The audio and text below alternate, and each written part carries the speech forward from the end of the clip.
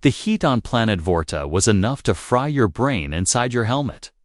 Dust storms came out of nowhere, cutting the sky with red winds. The human soldiers, 30 of them, were tough, trained, and already tired of this cursed place. They had built a camp near a rocky hill, surrounded by scanners and motion traps. Their mission was to hold the land until reinforcements arrived. But instead of soldiers, something else came. A silver ship landed one afternoon, silent and smooth-like. A ghost, the soldiers dropped their lunch trays and grabbed weapons, thinking it was an enemy drop.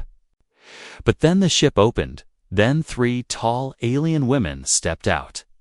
Their skin shimmered in strange colors, their eyes glowing like soft lights in the dark. Each one wore a long white coat and carried medical kits on their backs. The captain of the humans, Sergeant Griggs, stepped forward. He was a big man with scars and a permanent scowl on his face. "Who the hell are you?" he asked sharply. One of the alien women smiled gently and spoke in clear galactic standard. "We are medical support," she said. "Sent by the Galactic Health Division, we will assist your wounded and monitor health conditions." The humans didn't cheer, they didn't clap, they just stared. Blinking under the hot sun, Jack, a soldier with a sharp tongue, whispered to his friend, "Aliens to care for us." "No thanks. They'll probably harvest our organs and call it treatment." Some laughed, but it was nervous laughter, not real. The nurses were given one tent to share. Placed near the edge of the camp, no one wanted them too close. They were watched day and night. Some soldiers pretended to be sick just to spy on them. Others avoided them like poison. But the nurses never complained. They worked silently, checking supplies, cleaning the infirmary, updating medical records. Their names were Lyra, Vexa, and Nile. They spoke softly, moved calmly, and never showed anger. Still, the humans didn't trust them. Everything changed on day 6. A transport shuttle carrying food supplies crashed into the jungle near the camp. The pilot was badly wounded, pinned under flaming metal. The human medics stood back. The fire was too strong. The heat could melt your armor if you got too close. Before anyone could act, Nurse Lyra ran. She dashed straight into the smoke and not. Fire, her coat whipping behind her like a flag. Jack shouted after her, "She's insane." But she didn't stop. She reached the pilot, shielded his face with her body, and lifted the beam, trapping him. Her arms shook, skin burning, but she didn't scream. With slow steps, she dragged the man out of the wreck and collapsed. The medics rushed in, shocked, and pulled both to safety. Later that night, as Lyra sat with bandaged arms, Jack stared at her from across the campfire. He had no words, and that was rare for him. Griggs spoke quietly to his second-in-command. She didn't hesitate, he said. Didn't even check if we'd follow. Maybe we judged them too quickly, but not everyone agreed. Some believed it was a trick to earn trust. Others said no alien would risk pain unless they had another reason. Maybe she's programmed to look loyal. One soldier muttered, "Maybe they're testing us." Another said, the next morning, something even stranger happened. A soldier named Rico had a deep gash on his leg from falling during patrol. Blood poured out fast, too fast for a standard field kit. Nurse Vexa moved forward, kneeled beside him, and placed her hand on the wound. Her palm began to glow, soft and blue. Within seconds, the bleeding stopped, and the skin closed like it had never been cut. Rico looked down, shocked. "I don't even feel pain anymore," he whispered. The medics gathered, confused and amazed. "What did she do?" Someone asked. "Don't know." A medic replied, "That's not in any book I've read." Jack looked at Vexa, then at her glowing hand. For the first time, he felt fear mixed with respect. These nurses weren't just helpers, they were something more, something powerful. And now they were here, in his camp. The air around the soldiers grew thick with questions. Were the alien nurses really here to help? Or were they watching, studying, waiting for something? No one could say for sure, but one thing was clear. Nothing at the camp felt normal anymore, and it had only just begun. A scream cut through the still morning air, sharp and real. Everyone at the camp turned their heads, weapons raised, hands tense. The sound had come from the South Patrol route where 2 human soldiers had gone to check motion sensors. Jack was the first to move, running toward the sound with boots pounding the dirt. Behind him, others followed, the jungle air thick and full of buzzing insects and danger. They found the soldier, Rico, on the ground. Clutching his leg, blood poured out fast, forming a dark pool beneath him. A piece of alien metal had sliced into his thigh, sharp as a blade. His partner knelt beside him, pressing cloth to the wound, but it wasn't stopping. Rico's face had turned pale, lips dry and eyes wild with pain. No one spoke. They all knew if they didn't stop the bleeding now, Rico wouldn't make it. The medics opened their kit, but it was too slow, too old, and not enough. Then, without asking, one of the alien nurses stepped forward.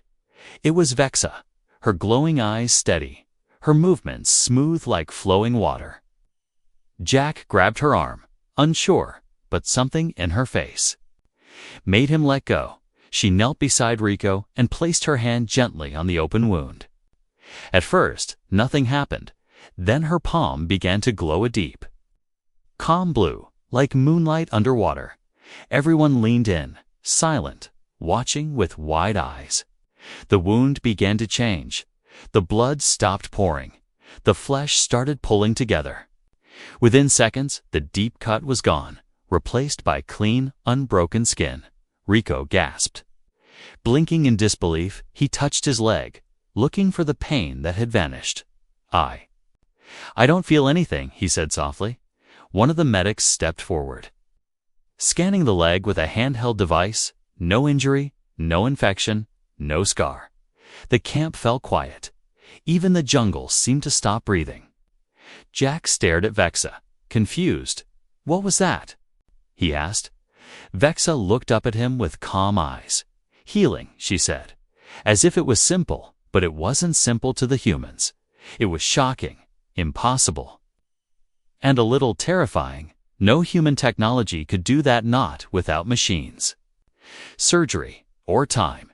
And she had done it with just her hand. Later that evening, whispers moved through the camp like wind. Some said she was a blessing, a miracle. Others said she was dangerous, unnatural. Is she even a nurse? One soldier asked, or something else pretending to be one. Another joked, maybe she's got a demon inside her. No one laughed. Not really. In the command tent, Sergeant Griggs stared at the report with narrowed eyes. He didn't like mysteries, and Vexa was becoming one. He called for her, and she entered, calm and straight-backed. Griggs spoke slowly, choosing his words. What exactly are you? He asked. Vexa tilted her head slightly, as if the question itself was strange. I am a medical professional, she answered, with abilities your kind would call advanced. Griggs leaned back, unsure if that was the truth or a clever dodge. But why help us? He asked. Why risk your own life for humans you don't know? Vexa looked at him, her voice soft. Pain is pain, no matter the species. She said, life matters. Outside the tent, Jack sat with Rico by the fire. Rico looked stronger already. Like the wound had never happened. He stared at his leg, touched it again and again. Jack said nothing for a long time. Just watched the fire crackle. Finally, he muttered, we don't understand them, but they're not what we thought. The jungle around the camp shifted, creatures calling. In the night, Vexa returned to the nurse's tent, silent as always. But now, every soldier in the camp watched her with different eyes. Some with fear, some with respect, and some with both. Something was changing between humans and aliens. Not just wounds were being healed, minds were opening. Still, Deep inside, Jack felt uneasy. If they had the power to heal like that, what else could they do? And what were they hiding? Because no one sends angels into a war zone, not without a reason. Rain poured from the sky like the planet itself was crying. It wasn't normal. Rain, it was thick, greenish, and stung the skin like tiny needles. The soldiers stayed inside their tents, staring out at the strange storm, whispering, waiting for it to pass. Jack paced back and forth, hands behind his back, trying to ignore the itch beneath his armor. Private Keene had gone out 20 minutes ago to fix a sensor. Just a few hundred meters from camp, he hadn't come back, and the radio was silent, still nothing. Jack asked, voice sharp. Dead signal, said Torres, watching the screen. No movement, no heat trace. Like he vanished. The storm wasn't the only thing making people uneasy. In the middle of the camp, standing under the sharp rain without flinching, was Vexa, the alien nurse. Her arms were folded, her eyes watching the jungle beyond the wall, not moving, not speaking. She didn't blink as the acid rain hit her face. One soldier said quietly, "Creepy." Another added, "She's probably behind this." Jack frowned. Not because he agreed, but because he wasn't sure anymore.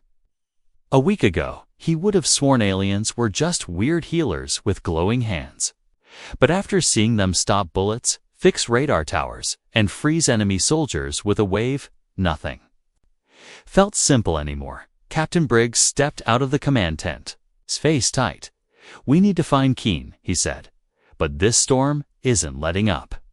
Jack offered, "I'll go." But before Briggs could answer, Vexa turned, her voice cutting through the rain. "I'll find him," she said. Everyone turned, surprised. Briggs raised an eyebrow. "Alone?" Vexa nodded once. "I can sense where he went." Jack stepped forward, not hiding his doubt. "Sense? What does that mean?" Vexa didn't explain. She just walked past him and disappeared into the wall of rain. Minutes passed, then an hour. Then another. No word, no signal, no sound. Inside the camp, patience turned to fear. And fear quickly turned to blame. Torres threw his food tray across the table. "She lured him out. I'm telling you, she's one of them testing us." Playing a long game, Rico, the soldier Vexa had once healed, stood up. "She saved my life," he said. "Don't forget that." But his voice was drowned by the rising panic. "She's not even military," someone shouted. "She could have led Keene straight into a trap." "Maybe she works for the Raiders," said another, pretending to be a nurse.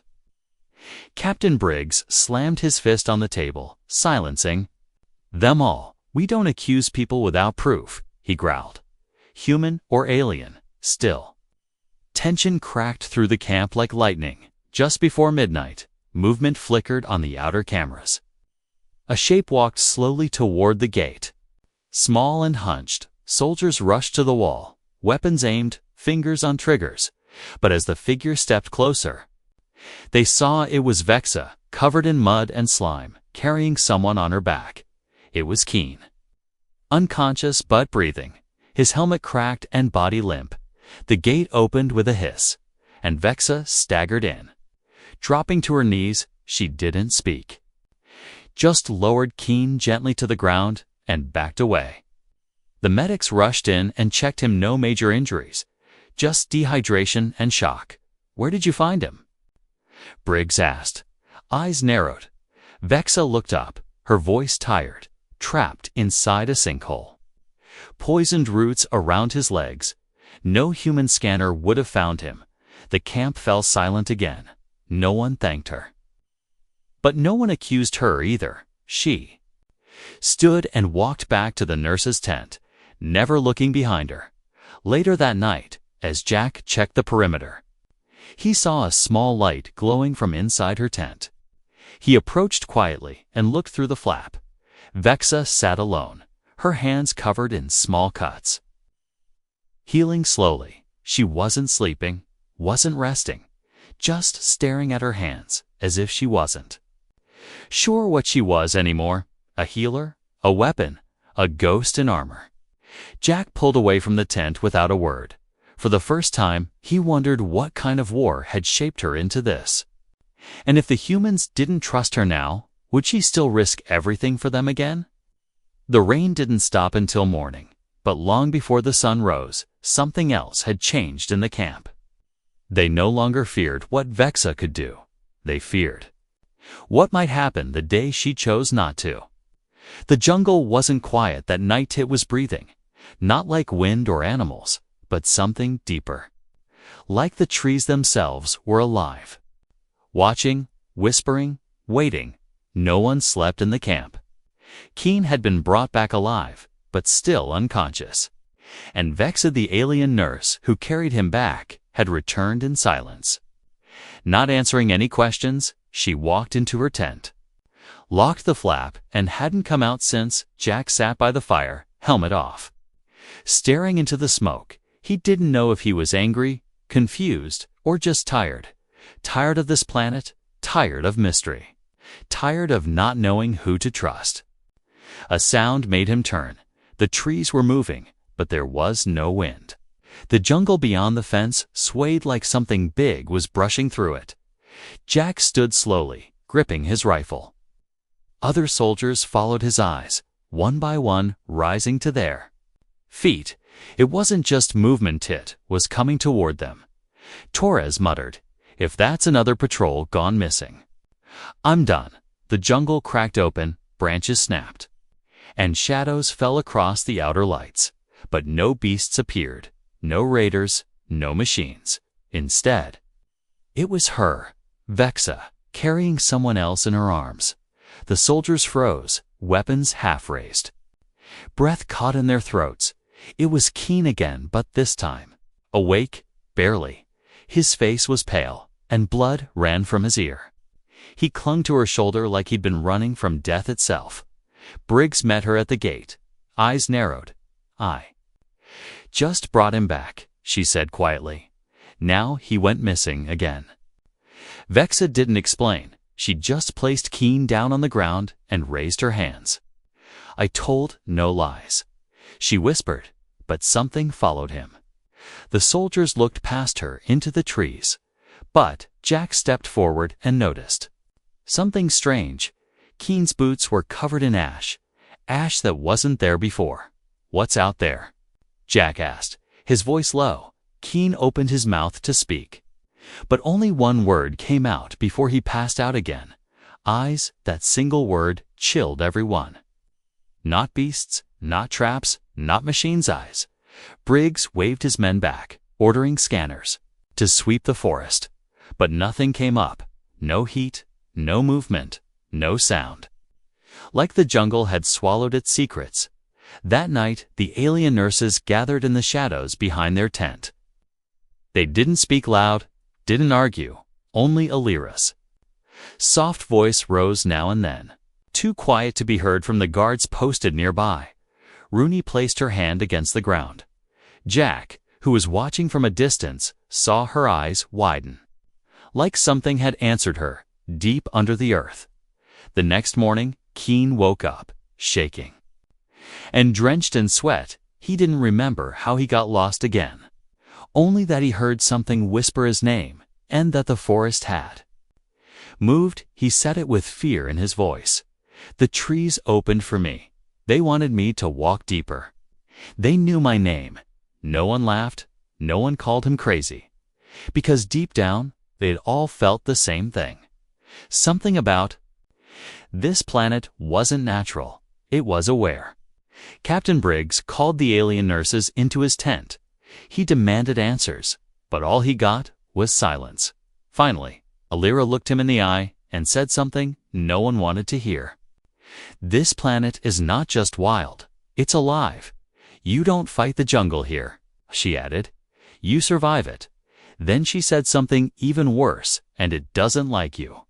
For the rest of that day, the soldiers stayed inside the fences, but the wind sounded different now, like it was breathing their names. Jack sat outside his barracks, cleaning his rifle. He watched the alien nurses walk past, And for the first time, he didn't feel like they were the strange ones. He felt like maybe they were the only ones who understood what was coming, because whatever it was, whatever had looked at Keen with eyes in the dark was still out there. And next time, it might not let go. The rain came fast, loud, and hot. It wasn't real water, it was acidic mist that sizzled on metal and burned bare skin. The soldiers had learned not to go out when the skies turned orange, so that night everyone stayed under cover. Hiding from the storm, the only lights came from inside the tents. Flickering through fog like weak stars, Jack sat on the edge of his bunk, wiping sweat from his neck. Something didn't feel right. It wasn't the storm, it wasn't the heat. It was quiet, too quiet. No jungle calls, no insects, no hum from the perimeter fence. Then came the scream. A voice clear, sharp, and full of fear ripped through the cums. Please, help. They're here. It was Nurse Nile. Her voice cracked in the transmission, not like her usual calm tone. She was afraid, really afraid. Every man in the main tent turned to look at the comm screen. The map blinked with her location, far past the edge of camp. Near the west cliff side, no one moved, no one spoke. They all heard her, but their feet stayed frozen. Too far, too dangerous, too unknown. Captain Briggs barked. Stay in position. Could be a trick, he added. Or maybe she wandered off, let the jungle teach her. Jack stood up slowly, his heart pounding in his ears. He looked around at the men. No one met his eyes. Then he grabbed his helmet, pulled on his gear, stepped into the acid rain. It stung instantly, but he didn't stop. He ran toward the signal, boots sliding in the mud, rifle strapped to his back. He couldn't explain why, but he knew if he didn't go, she would die. Branches tore his sleeves. The wet air burned his lungs. He followed the blinking light on his wrist, deeper into the trees. Finally, he saw her. Nile was backed against a rock wall, her arm bleeding, her face filled with terror.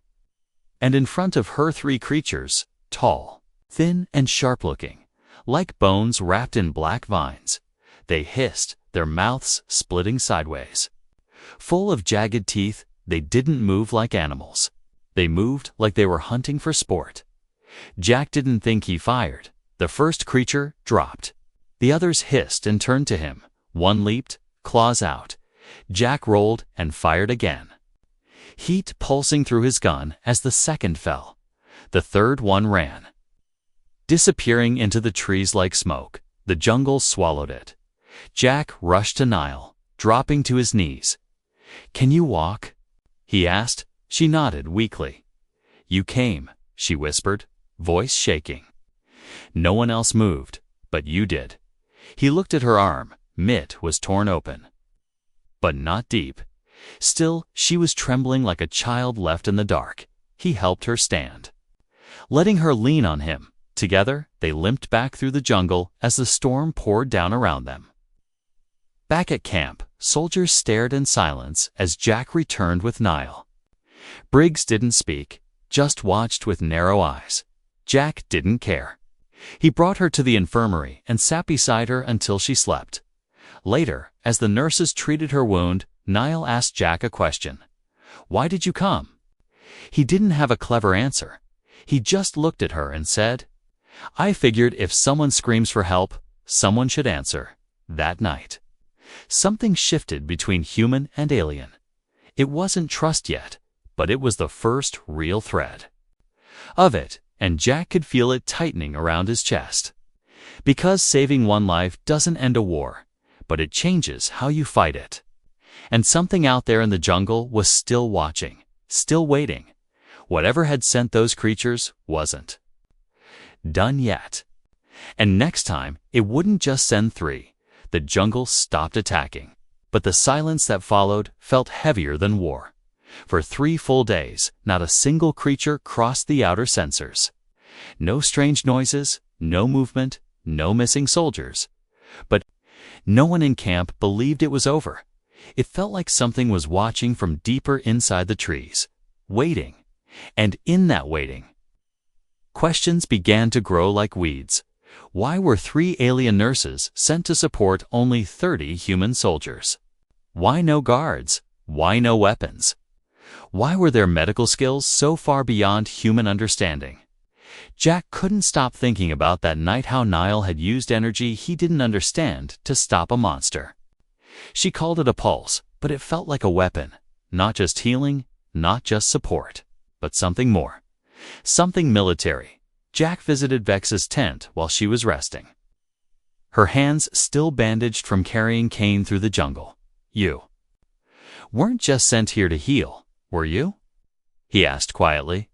Vexa didn't look surprised, just tired. "No," she whispered. "We weren't."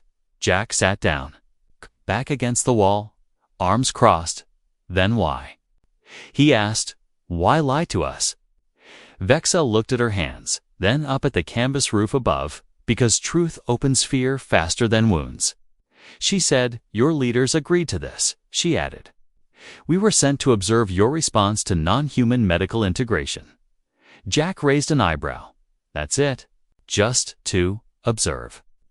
Vexa shook her head slowly. "Our orders were to monitor, to study how humans react under pressure, especially when aided by aliens. To see if your people can trust others when it matters most." Jack didn't speak. For a while, then he asked what had been burning in the back of his mind for days, and if we failed. Vexa met his eyes, calm and serious. Then future missions would be human only. She said, "You'd be isolated, kept away from alien aid until trust can be rebuilt." Jack stood up, pacing the tent now. "So this is a test," he muttered. "A big galactic experiment, in a way," Vexa replied. "But real lives were always at stake. We were allowed to interfere. To help, but only if we stayed unnoticed." Jack laughed bitterly. "Well, that part failed," Griggs called. A full meeting that night, every soldier, every nurse. All seated in a wide circle under the open sky. No walls, no shadows, no secrets. The nurses stood together, shoulder to shoulder. No fear in their eyes. Lyra spoke first. Her voice firm but warm. "We did not come here to spy."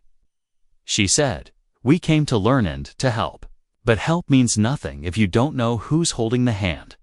Niall added, "We were trained in healing, but also in defense, in survival, in field diplomacy. We weren't allowed to reveal our full roles."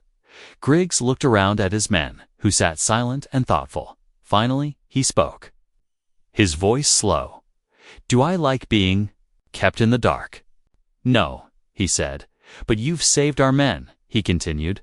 "Fought beside us, bled beside us. Counts for more than secrets." Some soldiers nodded. Some looked unsure, but no one shouted. No one walked away.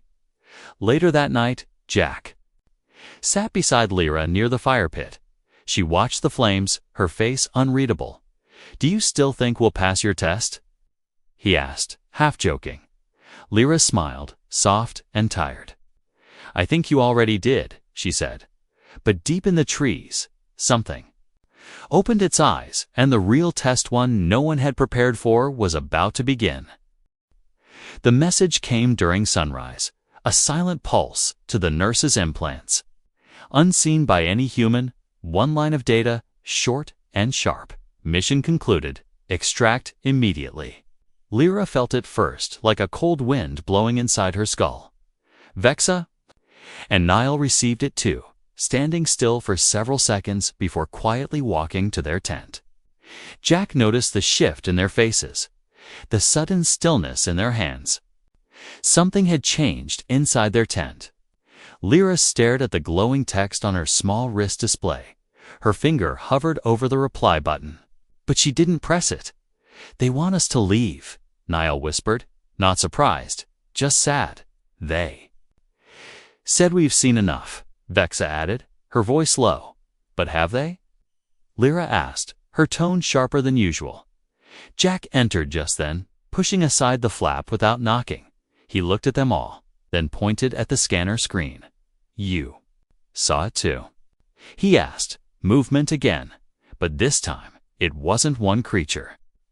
It was a swarm, dozens of heat signatures, large, fast, circling the camp like hungry wolves.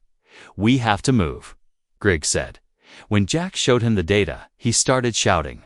Orders, prepping gear, loading weapons. But the jungle was faster.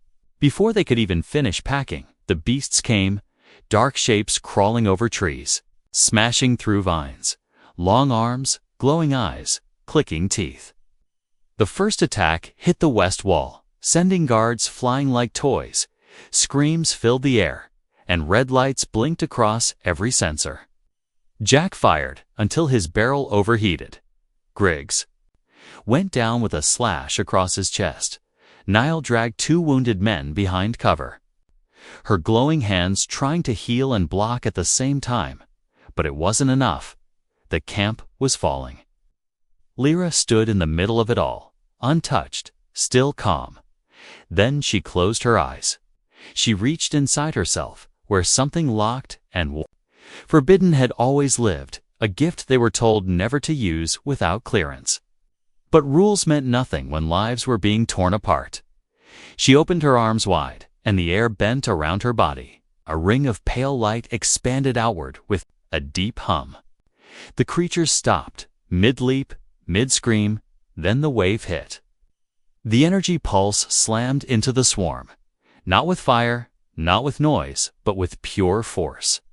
Every beast within 20 meters dropped, twitching, stunned, some never moving again. The trees bent from the pressure, and the dirt cracked under her feet. Jack stared in disbelief. Holding his rifle but forgetting to breathe, Niall cried out, "Lyra, stop, you'll burn yourself." But she didn't stop. She kept pushing, body shaking, blood dripping from her nose, until the remaining beasts turned and ran, disappearing into the jungle as fast as they had come. The camp was a mess of broken gear and groaning soldiers, but they were alive because one nurse broke the rules. Lyra collapsed into Jack's arms, barely conscious. "Why did you do it?" he asked, voice cracking. She looked up at him, barely able to speak. "Because I chose you," she whispered. Not the mission. The extraction ship arrived hours later. Hovering above the ruined camp like a silver ghost, an alien officer stepped down. Eyes cold, voice clipped. "You disobeyed." He said to Lyra. "Yes," she answered, "and I'd do it again." There was silence. Then the officer looked at the human soldiers, the wounded, the saved. He turned to Lyra and simply said, "Understood." The nurses were allowed to stay, not because of protocol, but because one of them broke it, and in doing so, changed how the galaxy would see humans, not as weak, not as primitive, but as people worth fighting for, worth saving, worth choosing.